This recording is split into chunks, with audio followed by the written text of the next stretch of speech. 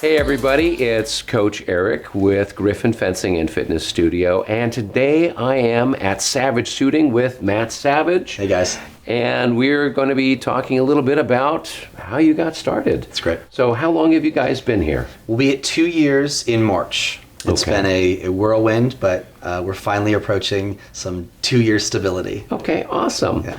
And how did you get involved in the suit business? That's a funny story, actually. So I was a district sales manager for an IT company, and I had a Downey Norwalk sales territory.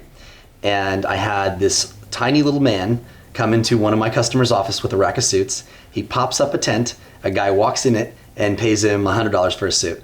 And I go, wait a minute, what's going on here? So I started buying suits from him for my reps that needed it because they were broke. And it snowballed into me doing a wedding party for one of my friends using this guy. Okay. And then I thought, wait a minute, he's making money off of me.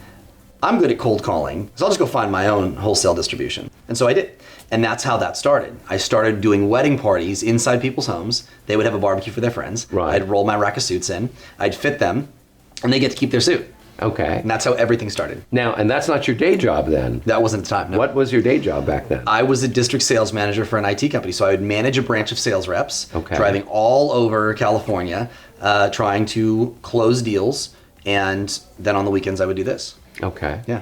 And then what convinced you to take the next step and actually have your own space? I have a pretty little significant other that thought it was a good idea. Okay. So at that time, I had taken about a year off from doing anything. I was just doing my own day job. And Britania came up to me one day and said, hey, that was a really cool idea. Why don't we pursue that? And I thought she was crazy. I thought she was playing with me.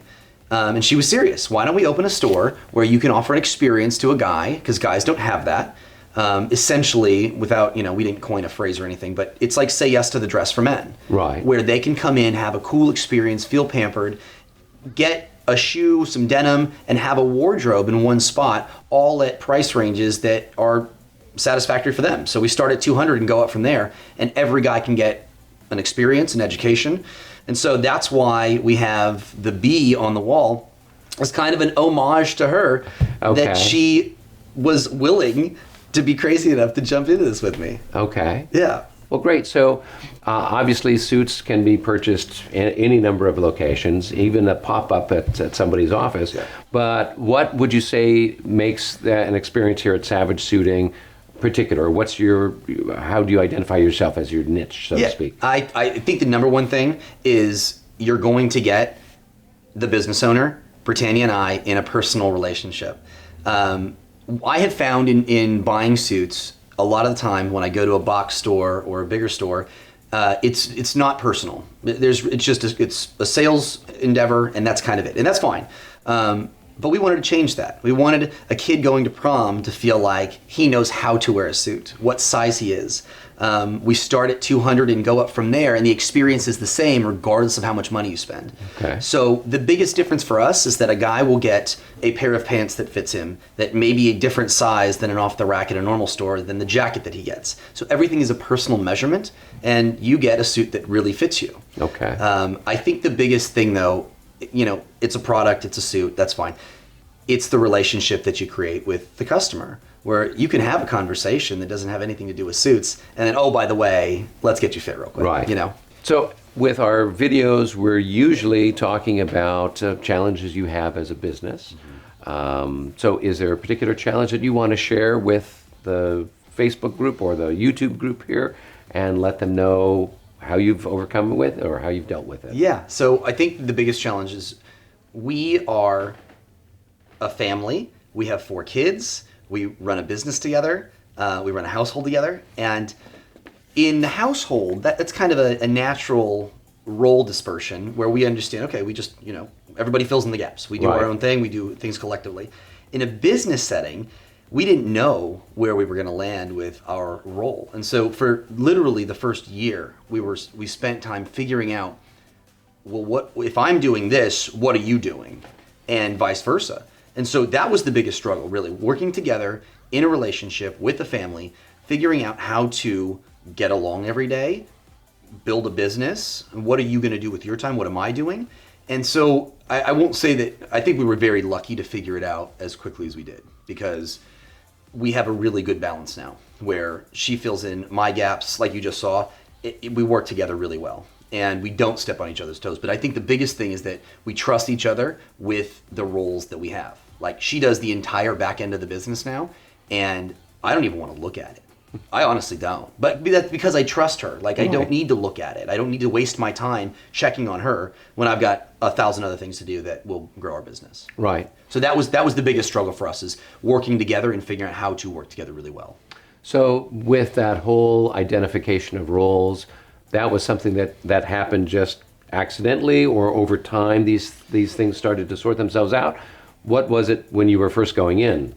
Did you have any identification of what you were doing? No, we just steamrolled it. We just went in and we were like, we're going to meet people and hopefully have a relationship with them, and they're going to come into our store, and then we're going to sell together, or we're going to fit together. Right. And it was kind of out of necessity that, hey, we need to worry about our books, our taxes, our sales tax, running the business, making sure the bills are paid because we have so many different vendors.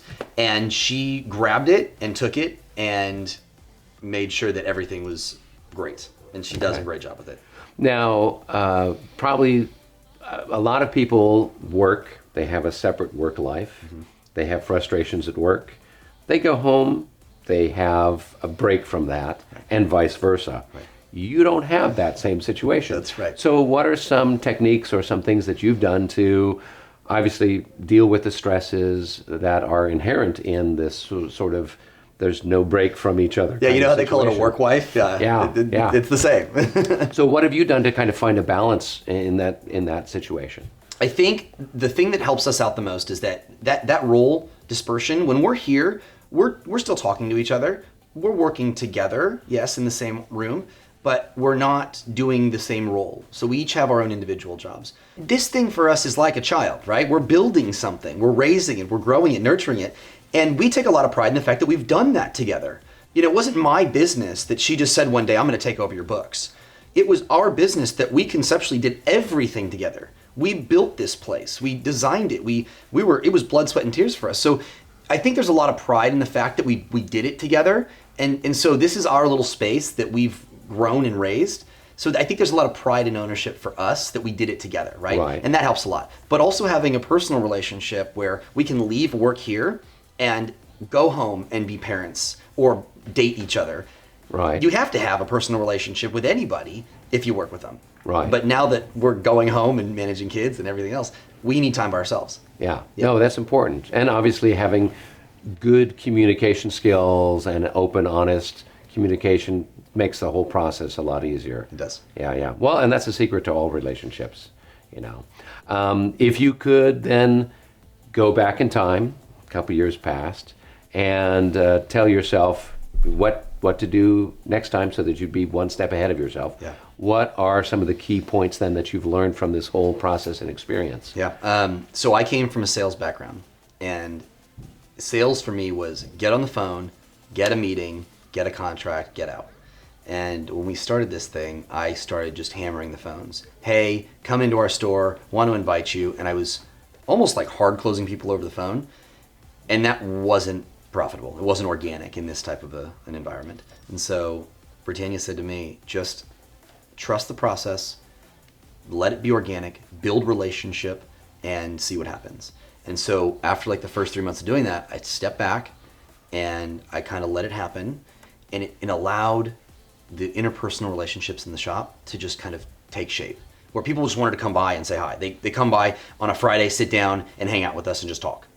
And so if I could go back and say, look, it's going to work as long as you nurture it and don't suffocate it. Right. Just let it grow. Trust the process. Trust it being organic and people coming in to talk to you. And then the second thing or third thing that I would say about that is working together with your significant other. Trust your person. Define a role that you guys can work together and be successful. But if you define that role, trust it. Trust the role that you have. And I do. You have to trust the person that you work with and trust that it's going to be successful. And so I think if there's trust and it's organic and it feels good, then it removes and alleviates the stress. Right. And that's hard to do when you're starting a business or anything. But that's what, in an ideal world, that's what I would tell myself. Okay, excellent. Is there any other words of wisdom or anything else that you'd like to share with our friends out in the chamber universe there? If from a business perspective, Sure. I think that the only thing that I would add to what I said is I heard a podcast one time about CEOs and business ownership. And the guy said, I don't even know who it was, he said, it's most of the times when businesses fail, it's not because they've run out of money, it's not because it stopped working, it's because the CEO gave up. He didn't find another way to adapt his business into doing something, his or her business. And so the only thing that I learned from that, not that I am some sage for advice, but it taught me things, is look, it may get hard, figure out a new way and keep driving. Don't give up, don't get soft, just figure out something new and keep going. And so that's what I'm hoping that we do. Okay. Well, on that very wise and inspiring note, we will wrap things up. Thank you. And if you don't have a suit now, come down and get one at Savage Suiting. This has been Eric with the Placentia Chamber of Commerce. And until next time, be well. Bye, guys. Thank you.